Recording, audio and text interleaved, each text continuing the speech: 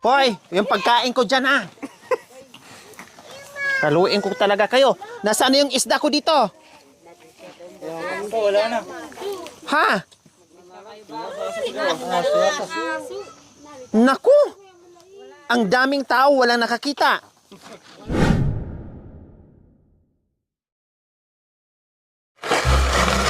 Magandang hapon po sa ating lahat mga kabayan.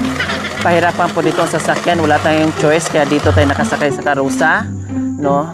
At pupunta tayo ngayon, bisita tayo sa bagong panganak na si Ate Buna po mga kabayan. Kamustahin natin dahil nabigyan nga po ng biyaya yon at titingnan natin kung napaayos nila yung bahay dahil importante yung mga kabayan dahil malamig na ngayon at bagong panganak, no?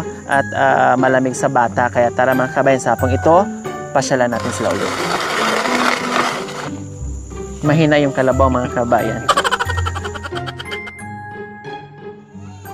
Ayan po mga kabayan, naalala ko kasi nung maliit ganyan, no?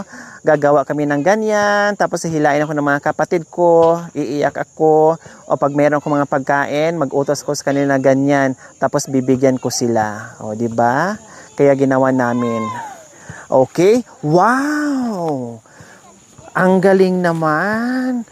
Sabi ko na nga ba no? Pagbalik ko at magagawa na nila yung bahay. O di ba? Bahay na nakapalibot ay puro kumot.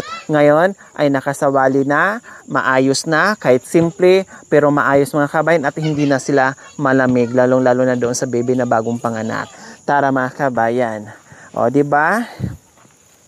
Siguro katatapos na nito mga kabayan. Kasi hanggang ngayon, no, may mga ginagawa pa. Ayan po, may mga putol-putol pa mga kawayan.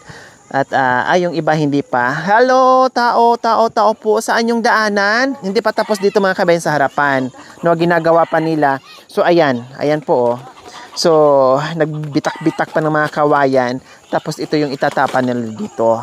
No, ito na lang na side, kunting-kunti na lang. So ayan po mga kabayan, no.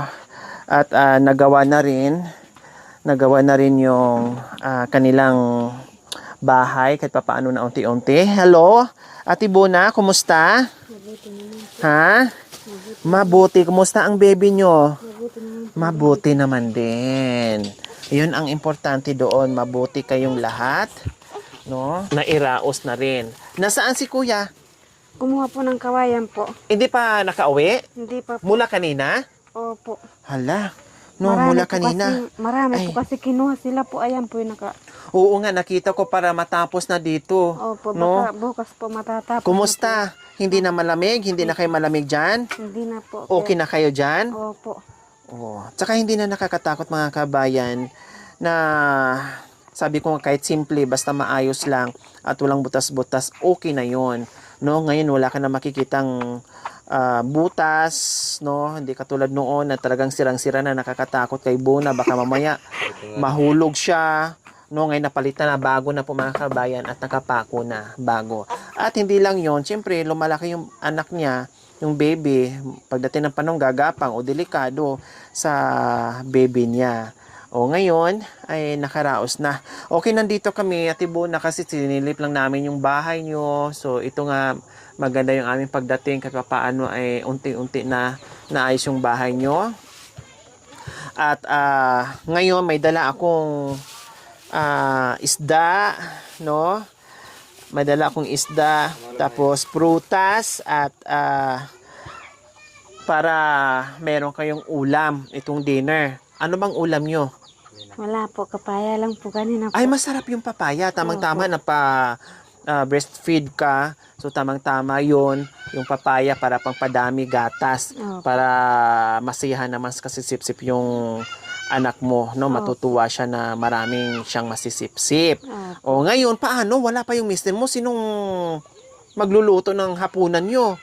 Bilas ko po siya po nagluluto pag wala yung asawa ko. Parang siya muna ang nag-aalalay sa'yo pag wala yung mister mo. Kasi hindi ka pwedeng makakilos ngayon dahil bago ka pang panganak, iwasan mo talaga Ate Buna na mabinat ka. Kasi mahirap yung pag mabinat. Merong bata na nagmididi sa'yo, meron kang bata bantayan, no? Kaya hayaan mo muna yung mga kilusin sa bahay, no? Makakaantay lang yan. Opo. Saka na lang yan, no? Pag medyo malakas ka na at makabawi ka na, sa ngayon, pagaling ka muna, magpalakas ka muna, Opo. no? At konting alalay lang doon sa ginagawa mo araw-araw, okay? Opo. So, ayan po mga kabayan, no, ipaluto ko sana sa mister niya, kailang wala pa, Bila sa pwede mo no? maluto. Wala pa yung mister niya, mga kabayan. So, ako na lang siguro magluto, no? Sa malutuan nyo, Ate Buna. Doon po. Okay, sige. Ituro mo lang sa akin, ha? So, ayan po mga kabayan, kukuha tayo ng talbos ng kamuti. Pangsabaw natin doon sa isda na dala natin. Ilang importante meron. No, hindi naman kailangan na madami. So, okay na to mga kabayan. So, ayan po mga kabayan. Tayo na magluto kasi wala pa yung asawa ni Buna. Nasa bundok pa. No, kanina pa daw umagang maaga hanggang ngayon wala pa. No, so, ako na. Lutuan ko muna bago ako alis. Dahil walang magluluto at mamaya gabihin yon. Paano yung hapunan ni Buna bagong panganak? Yung gutom po mga kabayan, nung malipasan ka ng gutom ay nakakabinat po yung mga kabayan. Kaya yun po yung iwasan natin. So wala, bahala na kung anong meron dito. No, ito goma. Dahil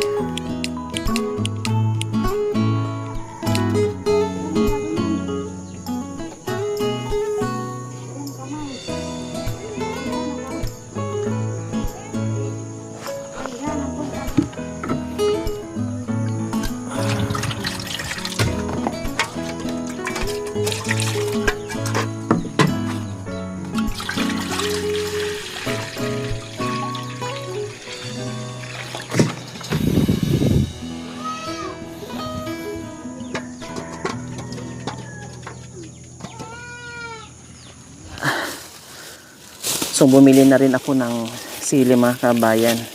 No, kasi mahilig sila sa lara. Kahit nga asin at saka sili, ayos na. Naku, may ice pa oh. No, may ice pa. Kasi malayo, baka mamaya masira.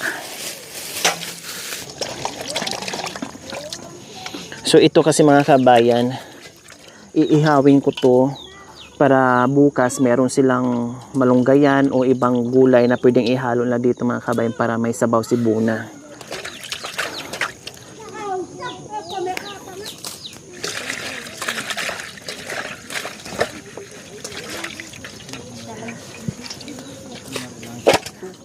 So lagyan din po natin ng tanglad mga kabayan.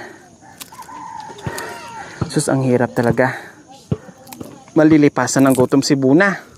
Wala pa yung mister. Hindi pa alam kung anong oras uuwi yun. Kaya lutuan na natin. May sibuyas dahon din, pangpabango, meron ng tanglad.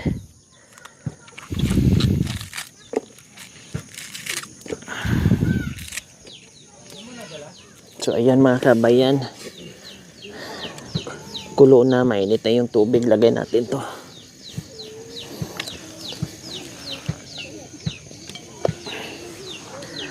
Yan, so mamaya na tong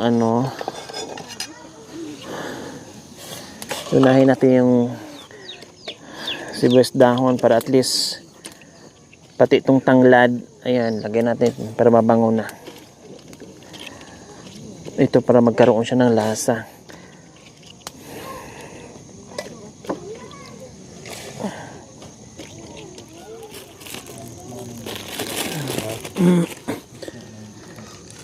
So timplahan na natin, no, kasi madali lang maluto mamaya yung gulay. So kailangan timplahan na natin.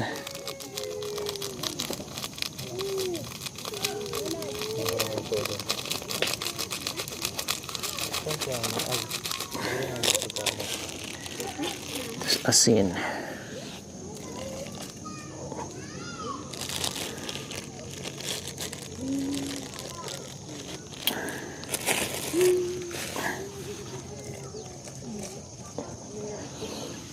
Yan. Ganito eh. Ay, ganito pala? Maputi po siya. So ayan po mga kabayan. Bakit ito luto? Apunan namin kakain gabi. Ito yung hapunan ng mga kabayan. So binigyan ako. Puti na ube. Yung babi. Sarap. Mamaya mawalan ako ng panlasa. Sarap. Mainit nga lang. Kunin pa na ano. Nakalimutan yung kamatis. Sa sobrang mamadali. Di na tayo makabili dahil ang layo. Ang galing ng mga Rogelio's. Sa bagay, may 2 kamatis, 4 na kamatis yun. Yun na lang ang ilagay natin dito. Wala silang nabiling kamatis. Tanggalin ko yung tagdi-2 lang kamatis. So ayan, konti na lang yan.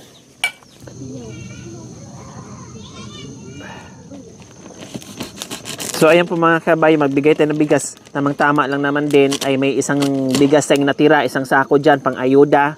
Walang bigas sila, kaya ang gagawin natin, hati-hati sila. Para lang may maisain kasi nakita nyo naman kanina ang kinain ko ay ube na puti na pang hapunan nila. Sabi ko sige, may natira dyan para makahabol, no, makasaing sila. Sige, hati-hati silang lahat dito kung ilan ang bahay. Ate, pakitawag yung iba, yung isang bahay, isang tao pipila dito para mabigyan.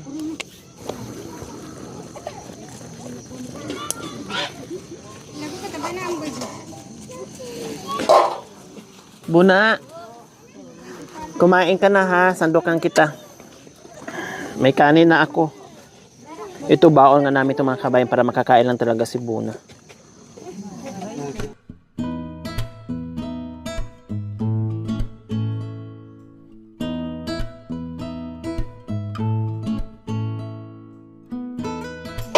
So ayan po mga kabayan, ibigay na natin ni Buna. Buna, kain mo na. Ayan.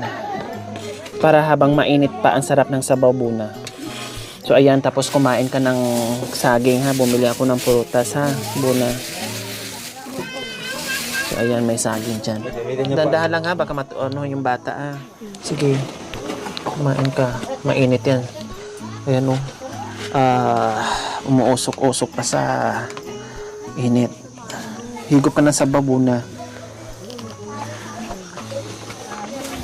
Ako muna asawa mo ngayon. Kasi wala dito yung mister mo. Tatabi kayo? Sa asawa niya mamaya. Asawa ko siya pero tatabi ako sa mister niya. Ay, ganun. Ako muna mag-asikaso sa kanya. Ayan. Sige, dyan ka lang.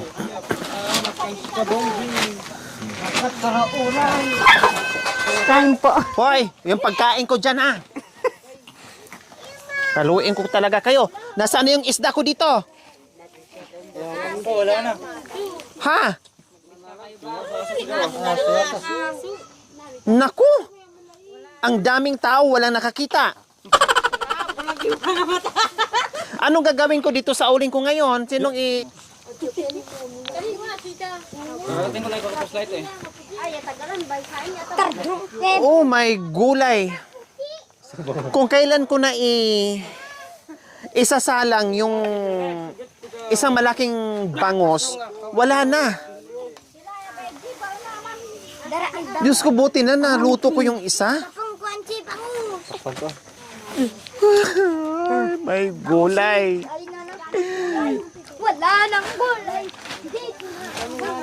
Wala na tayong magawa na ano na sa aso yung isda. Kasi pinakain ko muna si Buna, no? At hinabol ko yung mainit-init na sabaw. Wala na yung isda, inunahan tayo sa aso, hayaan muna. Gutom lang siguro yung aso, gutom nga yung tao, aso pa kaya, gutom nga yung aso, tao pa kaya, o ganon. So hayaan na natin, no? Hindi na natin maibabalik yon, talagang naunahan na tayo ng aso. Sayang yung ano natin, sayang yung uling natin. Mag-init na lang kayo, magsalang na lang kayo dito dyan sinang ano. Kanin. Nasaan na ba yung anak mo? Salangan na lang to ng kanin. Ay, nako, ang sayang na isda. Okay lang, nakain naman ng aso para mabusog naman siya. Ang daming tao. Wala nakakita. Dito lang kasi sa akin nakatitig. Hindi naman ako artista. Hindi na binantay, hindi na nakita yung bangus. Dito sila nakatingin sa mukha ko, hindi na dito sa bangus na sa baba. O, tinan mo, tumawa silang lahat. Oh. Habulin nyo yung bangus. So, ayun mga kabayan, buti lang mayroon kami naiwan na isang pang-ayuda. Kasi halos lang lahat, walang bigas, walang hapunan. Naubos na yung mga ayuda ko na binigay noong nakaraan. Kasi yung buyer wala pa. May mga kalakal na sila dyan, wala pa yung buyer. So inaantay pa nila. Kaya may nagbigay sa akin ng saging, may nagbigay ng ube, no? Dahil yun nga yung panghapunan nila. Sabi ko, tinan mo nga sa sasakyan kung meron tayong bigas, meron isang ayuda. Kaya ito, hati-hati sila. Para makahabol sa hapunan nila. Wala, lahat walang bigas? Wala. Pero may mahal kaya sa buhay? Meron. Wala lang bigas kasi mahal. Pero may mahal kaya sa buhay? May mahal sa buhay. O, kainin nyo na yung mahal nyo sa buhay. Huwag na kayo kumain ng bigas. Mamaya ha, kainin nyo yung mga mahal nyo sa buhay, huwag na bigas. Para hindi maubos.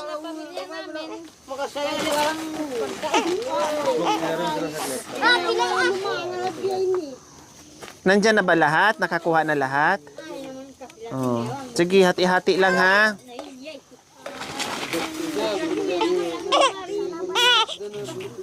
Oh. Bewana. Sayang. Oh.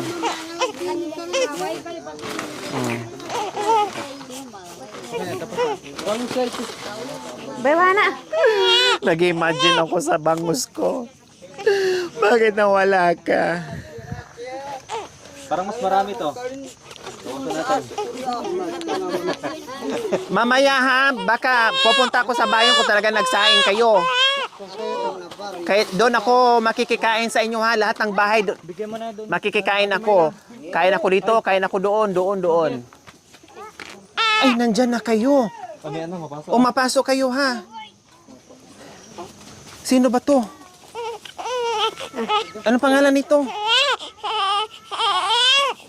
Eric. Sus, kanina pa daw kayo, umaga? Anong oras na? Iyan. Diyos ko, ayan po mga kabayan, anong oras na sila nakarating? Ayan ang asawa ni Buna. Diyos ko, ang bigat niyan, grabe. Tapos, ouch! Sus, tapos ang layo, ang bigat. So, sa kagustuhan na matapos yung kay Buna, ako na nagluto kasi wala ka. So, nilutuan ko na siya. Ayan, nilutuan ko. No? At kaya lang, umiyak naman yung baby, kaya tumayo muna at pinadidi mo na baka nagutom. So, ayan, nilutuan ko yung asawa mo, ha? Mamaya, ako naman ang lutuan mo, ha? Lutuan mo ako ng gusto ko sinigang na baboy. Kasi siya, tinulang bangus. Inom ka muna ng tubig. Sige na. So, grabe mga kabayan, no? Nagbaon ba yan sila, Buna? Opo. Nagbaon sila. Grabe, ang bigat. Tapos, ang layo. Inabot sila ng oras na umaga pa hanggang ngayon lang kauuwi lang. Tapos, paano na si Buna? Paano yung hapunan niya? Wala pa. Bagong panganak ang binat. Nakakatakot ang binat, mga kabayan. Diyos ko, ang daming nasiraan ng bike dyan sa binat, mga kabayan. Delikado po talaga. Kaya hindi pwedeng magutuman yung bagong panganak. Kaya sabi ko, tara na nga, ako na nga magluto. Kasi iniisip ko, o biro mo, kung hindi ko niluto hanggang ngayon, wala pang maisalang, no? O dalhin mo dito kasi kainin din ni ano yan, ni Eric, no? Yan. Nagtampos kayo, Eric, pabibi din to si Kuya Eric. Sabi niya, sandukan mo rin ako. Makakayat yan. Sige na nga, sandukan ko na nga dito si Kuya Eric kasi nagsilos naman dito kay ate. Hindi ako kasi makasandok. Kaya nga, hindi makasandok si... Kaya kayo na lang po magsandok sa kanya po. Nagsilos siya sa'yo, ate Buna. Kasi sinandukan daw kita, tapos siya hindi. Oh, yan na, asawa ko. Po. Yeah. Subuan pa kita? Ha? Subuan kita? Ina malamig. Ate Bona, ubusin mo ito mamaya ha, para magkalakas ka. Ha? Para mapalitan ka agad yung lakas mo. Yan. Oh, pag tumigil na yung baby mo, huwag ka nang maingay. Ate Bona, pag tumigil na, ilapag mo na, and then nakaw ka ng kain, bilisan mong kumain para hindi ka maabutan sa anak mong magising. Kaya tayo. Sige, salamat. Okay lang yung ano ko, timpla. Masarap pa? Masarap, kuya? Masarap. Oh, sige na, habang mainit kasi ikaw kailangan mo rin mainit na pagkain kasi pagod ka. Pinagpawisan ka. Sige, Ate Bona. Sabuhan mo yung ano mo. Humigo ka ng mainit habang yung anak mo. Yan ang gagawin mo. Pag tulog yung baby mo na hindi umiiyak, kain ka Po. agad. Habulin mo yung oras mo. Ito, ilapit mo para yung sabaw na kung ano ka. Yung sabaw.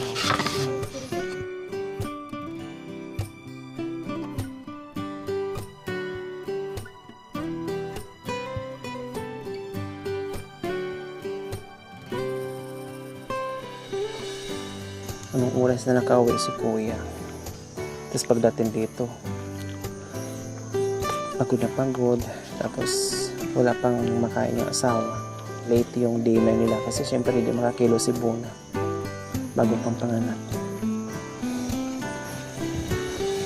Maglagay ka pa ng hagdanan dito, Kuya Eric. Ano po, lamesa po dyan.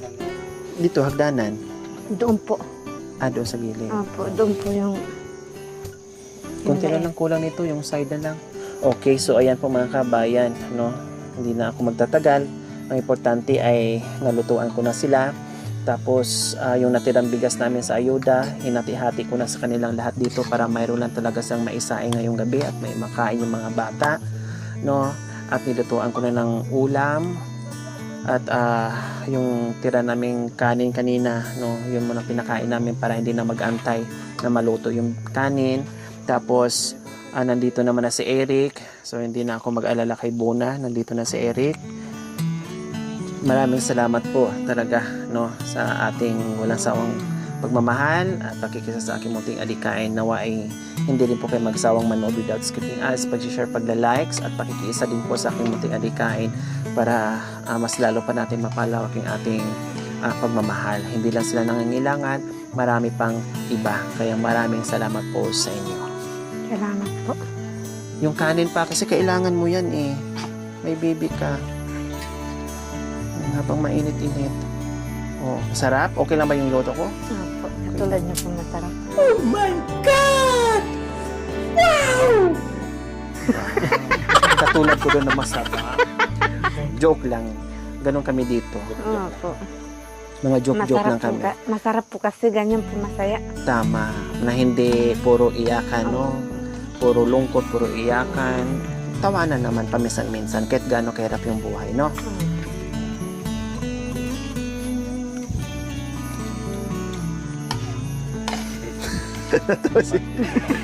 Dito na kami. Bye-bye. Opo. Bye-bye, baby girl. Bye-bye na. Dito na kami. Bye-bye.